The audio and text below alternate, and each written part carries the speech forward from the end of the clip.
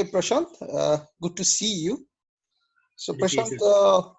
could you tell me something that is not written in your CV?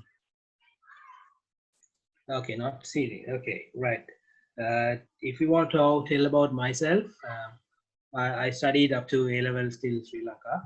Right. So after I finished my A level, I moved to London to continue my further studies.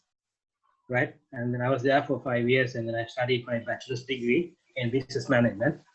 Right. And then I was working part time as a team leader as a supermarket called Tesco. Tesco is the biggest retail shop in UK. As well as I was working in accountancy firm. In accountancy firm, I got to know about SAP. I was working as a freelancer. Since I was working as a student, I'm studying as a student, and I was working as a freelancer. Then on, I got to know about SAP, right? And then soon after, I came to finish my study, and then I decided to come back for my goods. And then I'm started working as one of the biggest company in Sri Lanka, one of the largest consummate. It's #1 company in Sri Lanka, Jonke's Holdings, where I'm working as a SAP MM consultant. Right, MM is my core module. So parallelly, I'm an expert in WM as well as EWM a few points, and then archival and viewing and some extra module as well. Right, and then I've been working for almost 4 years completed. Right, and then I've been engaged in a lot of project as well as support, and then customer handle as well. Good to know, Prashant. So basically, I would be asking question related to SAP MM module. Okay. So Okay. could you tell me what is your understanding about SAP MM? Pardon? What do you mean? Do you mean Fury about SAP MM? Yes. Okay, MM is one of the core module in SAP. It's a functional module SAP, right? It's mainly used for procurement as well as inventory, right? And the master data will be involved mainly, right? And then as basically, if you want to say about MM, it starts as a profit to pay, right? That's a major part in SAP MM. Profit to pay in the sense if you are a company, right? If you are run out of the goods, and then if you want to order, right, that will be started from the purchase requisition, right? And then it can be directly converted to the purchase order, or else in between you can convert it as a RFQ. If you know the vendor, you can directly convert it to the purchase order. If you don't know the vendor, if you want to, you can ask for a quotation. That will be the purchase requisition will be converted to the quotation, and then you'll be sending to different suppliers, right? And then you can select one out of 3 or 4 suppliers, and then supplier from the RFQ, and then you can convert it to the contract, right? If you want to, the contract can't be divided to the 2 ways. Either you can contract in a quantity contract or value contract, right? And then that can be converted to the purchase order. The purchase order is the first legal document will be going out to the vendor from your company, right? And then the purchase order will be converted to the vendor. The vendor will send the goods to the warehouse or your company premises. And the time you will be receiving doing the GRN called good receipt, right? And then based on the good receipt, you'll be doing a Miro call invoice, right? There's cap in 3-way matching is getting involved. PO, PR, PO, GRN, and then Miro.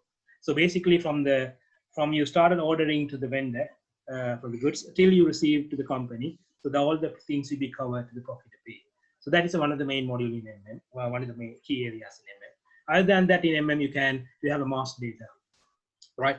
And as a MM finder, you have a material master, right? And then vendor master, right? And then now in S4HANA conversion, now vendor master will be using as a business partner. So then the single one transaction code will be using for the vendor and customer, right? Other than that, material master, vendor master. Than that, you have inventory, right? You can monitor whatever the things you can maintain within your warehouse. Say physical inventory counting, right? Inventory counting in there. Other than that, you have info record, source list as well. Info record in the sense you are the combination between vendor and the one material called info record, right? And then info record mainly using for the purchase order, the point of creating a purchase order. Right, the main intention to be using the info record is to get the price by default at the point of raising a purchase order. Right, the combination of that is a combination of vendor and material. that is going for record. Another one is you have a source list. Source list in a sense, you have one material will be provided to the different supplier with a different timeline, right? That's called source list. That's the main area you can see is MM. Other than that's where organization structure. That's one of the main thing in MM, right? If you say about MM org structure, it starts from the client. Client is the biggest level in the company, you can say, right? And the client can be divided to the company code. That is where the main legal entity, the accounting, profit and loss, everything will be happening in company code, right? And then company code will be assigned to the plant. It can be one plant or many plants, right? More than one plant, right? And then plant will be further divided to the storage location, right? That's where you keep your physical stuff, inventory or stuff within a company, within a plant. You can divide it as a storage location. For example, it can be finished good or raw material. You can divide it damaged stock, right? And then like that, you can different category you can divide it. And then purchasing organization. Purchasing organization, one of the main things that is responsibility for the purchasing, right? So that's where they will request the vendor to get the stock done. That's where it can be assigned centrally or plant wise or company code wise can be assigned. Another thing is purchasing group, right? Purchasing group is a group where you require for the goods. For example, it can be HR department, it can be IT department, inventory department. That's where they are the one who raised the request. Who are internally raised the request. Then based on their requirement, the purchasing organization will be contact to the vendor and then get the good stuff. So that's the main thing I say about MM. Okay, thank you so much, Prashant, for your nice No problem. explanation. What is it, the MM? So, can you tell me how do you create a source list? Source list. That's transaction. You can go through the easy access, or if you want to create a transaction code, there's a code for ME01. ME01 you can create. So that's where you can maintain one material, and then when you item level, you can maintain different vendor with a different timeline, right? And then you can maintain that source list will be maintained mainly using for purchase request at the time of purchase request. Item level, that is tcode. That's a column called vendor. You can choose a vendor, or based on the purchase request creating time or period, the source determination will get picked by default. So mainly the source list will be using for at the point of creating a purchase request to pick the vendor. So the T code is ME01. Okay, thank you. So my next question is, under what conditions are planned orders created, and what may planned orders be converted to, and how is that conversion accomplished? Okay, plan order basically using for the MRP. So example, it can be using for you can say makes to stock, make to order scenario, right? It can be. So basically, based on the MRP run, you can plan order will be created. So basically, MRP, the purpose of MRC is to check the availability of the stock from the warehouse, right? Say if you mainly using for make to stock, make to order scenario, make to order is you based on your customer requirement, then the company will be order the stock, right? So based on the requirement only, that MRP will be run. Through the MRP run, the system will generate a plan order, right? If you have a stock, then the plan order will be converted to the production order, right? That's the one way. If you don't have a stock, that will be converted to the automatically purchase request. Then from the purchase request, it will be converted to the purchase order. It will go to the other way, go to the vendor, and the stock will be getting by the warehouse. Mainly the plan order, if I say plan order, that will be check the availability of the stock. Based on the plan order will be based on the plan order only, the production order will be converted. So you can mainly use for MTO, MTS scenarios. Okay. So can you tell me what is subcontracting cycle in MM? Okay, subcontracting.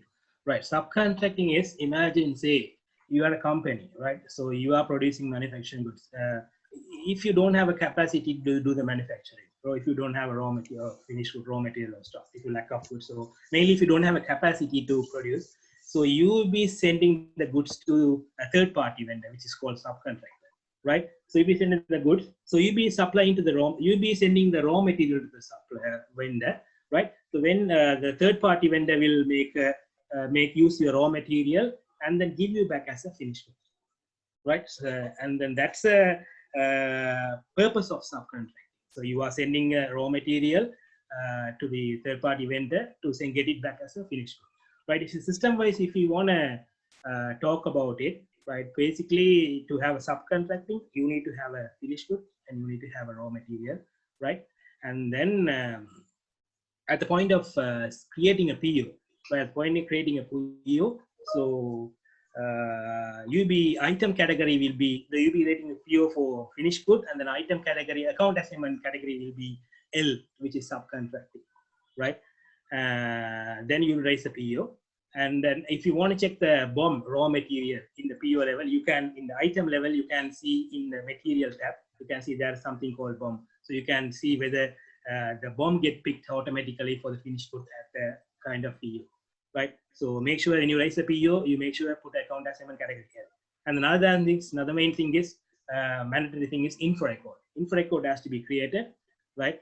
For subcontracting, info record has to be created, right? Using M11, right? The purpose of creating a subcontracting info record is the price which you maintain in the PO, that is not a price for the finished good, because that is the price of the payment you're going to pay for the vendor, right? That's make sure normally when you raise the PO, you'll be maintaining the price for the finished good. For the subcontracting scenario, you'll be maintaining the charge, vendor charge, which you're going to pay for the vendor. That will be maintaining based on the info record. So info record is mandatory, subcontracting info record. And then when you raise the PO, that will be created as item account assignment category L. The BOM will be picked by default at the item level of the PO, right? And then second step is you are sending an issue to the good issue to the vendor, right? That we can use it three ways. You can use transposting, you can use MB1B, which is isolated for S4 I will not be using, right? MB1B is it used for ACC R3. Now it will not be used anymore when you do this for right? That tcode will be isolated, right? So you can either use MB1B or you can do transposting, or there's something called cockpit, vendor cockpit, it's called ME2E. That's where you're sending the good issue, sending the supplier. The movement type will be 541 movement type will be using, right? And then after that, vendor will use your raw material and then make us a finished good and then send it back to you. Right? When you send it to you will be using good receipt to purchase order using 101 movement type and normal standard movement type, right? And then you can see inside the item level, if you expand it, the movement type will be for the raw material which you use for the movement type will be 543, right? Inside the 101 movement type. So in item level, you can see if you expand the finished good, you can see the whatever the raw material which the subcontractor used, the movement type, everything will be mentioned. The movement type will be 541. When you issue in the goods, you'll be sending to the 541 movement type. When the vendor send it back to you, the movement type will be 543, right? And then again, you'll be doing the invoice for the subcontractor. Okay, okay. So that's the process of subcontracting. Okay, thank you. My next question is how to flag a material for deletion, and can a material be used after flagging it for deletion? No, you can use the material as a plan wise or company code wise. You can maintain, you can block it, or you can flag for deletion. You can't delete it, to be honest. You can flag for deletion, right? Using MM04, you can, the transaction MM04, you can use for the flag for deletion. You can flag for plan level, location wise, and then company code level you can. So MM04 is a tree code for using for subcontracting. Sorry, MM06. Okay, Prashant. So, Prashant, so can you explain what is the difference between group and team? Groups and teams. Yes. Group, in a set, I would say the group you be pretty much it's I don't see the difference between group and team.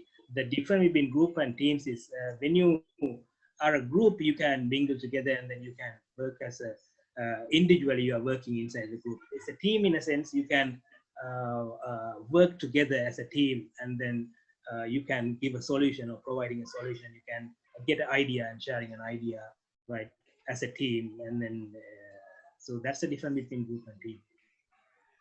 Okay, Prashant, so what is the most difficult thing you have ever done? Difficulties in terms Yes. of SAP. Not necessarily that would be in SAP. It could be anything in your life. In my life, difficulties, right? And then the biggest challenge, if you want to say that, I went to, after my studies, I went to the UK, and then I didn't have anyone when I went there. My responsibility to finish my studies on time, right? And then parallelly, I had to work for 20 hours meanwhile, and then working night shift, and then meantime, my only object goal was to complete my studies on time, right? So it was a bit difficult during working in the weekend, working 20 hours per week, and then parallelly you had to manage your family, and then you don't have anyone back there, and then you are on your own, and then you are studying. You have to concentrate on it because the atmosphere and then everything, the culture, and then everything is pretty difficult, Oh, right? And then yeah, so that was one of the major challenge I faced when I went to UK, right, oh, into my life. But if you want to say in terms of SAP, and I have not faced any difficult challenge, but it always very difficult to, if you go as a consultant and then to the customer and then get an idea about what customer requirement is. And then some people, and then another one is mentioned, one of the people management is important, right? That is one of the main things. So if you want to talk to people, they're different customer, different categories, and then different have a different environment, they have a different idea. So you can't always, you have to, as a consultant, you have to convince them by giving it through the solution which you're providing, right? That's one of the challenge I have faced, right? Some people I can say in a friendly manner, you can talk to them. Oh, in terms of SAP, if you go for a big project, you can't do like this. You have to maintain your professionalism. That's the main important. So that is one of the major thing I have faced when I started my SAP career. That was one of the another measures. And other than that, I haven't faced anything. I have managed to handle everything on my own. That was the biggest achievement I have done so far, I'm proud to say. yeah, Prashant, so what did you do in the last year to improve your knowledge? Okay, last year. Okay, last year. Okay, that was a good question, right? So I joined as a MM consultant, right? And then I didn't have any cross-module idea when I joined, right? And the last year I was engaged with one of the major project called S4HANA migration. So as a consultant, we were doing for one of the biggest supermarket chain in Sri Lanka called Keel Supermarket. That is also under John Keel, right? So they had to go for S4HANA, right, from on-prem, right? So as a MM alone, I had to do SD, MM, WM, right? And then this was my major first migration, S4HANA migration project. So I didn't have any idea what he said. So we were doing with the support of another company, right? And then I was involved mainly. For the last year, it went around 9 to 10 months. And then it was divided into three parts. One is called phase one, which is lift and shift, because in ECC they were using on-prem.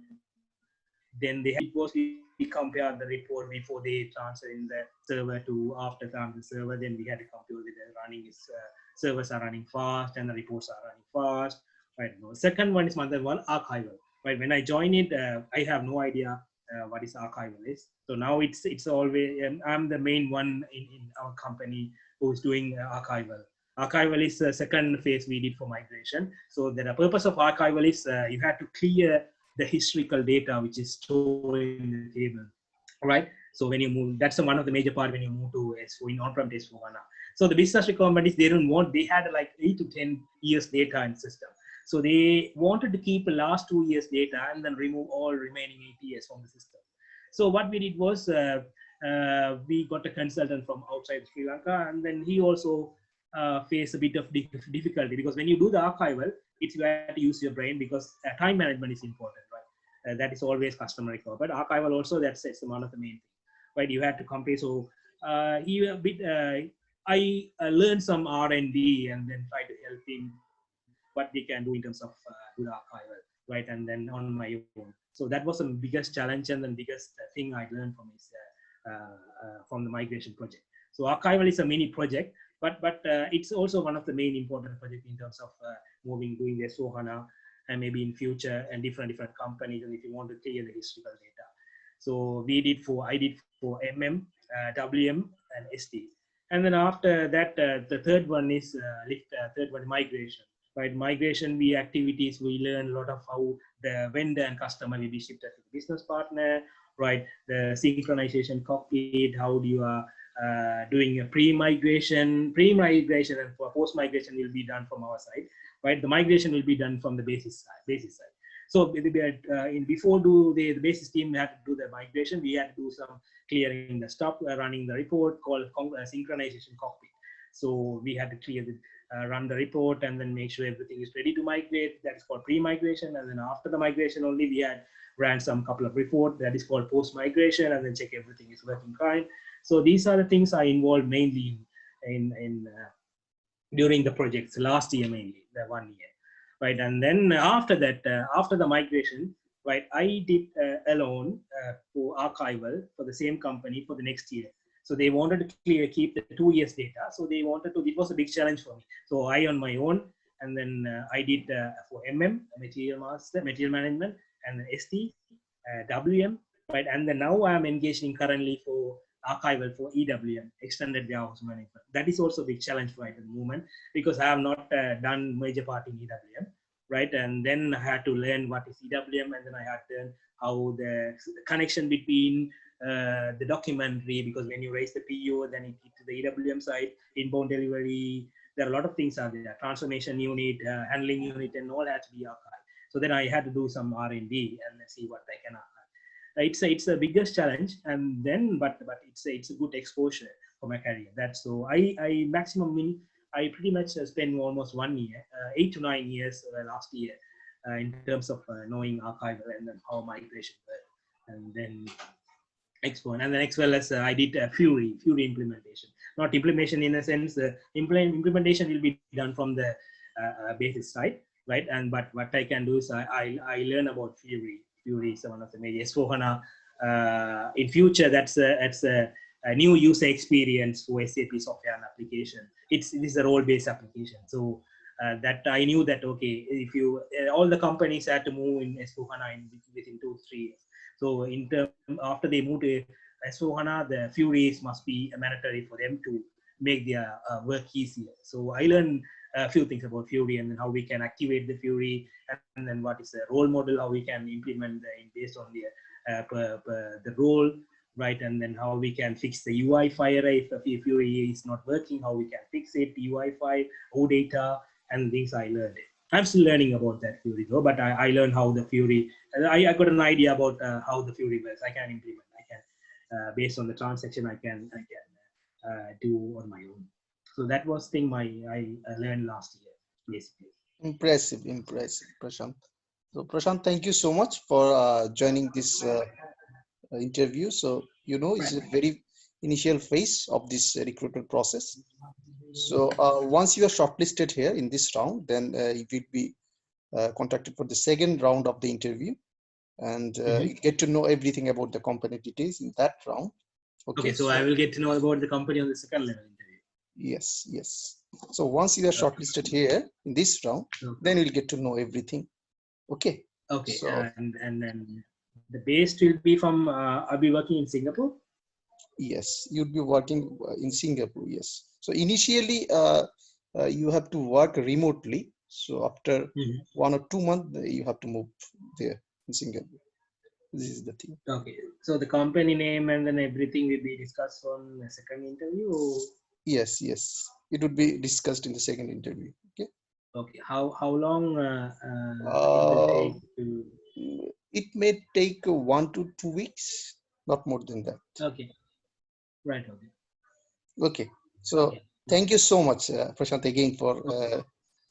Hope you enjoy my Yes, I really enjoyed. It was a nice discussion. Thank you. Right.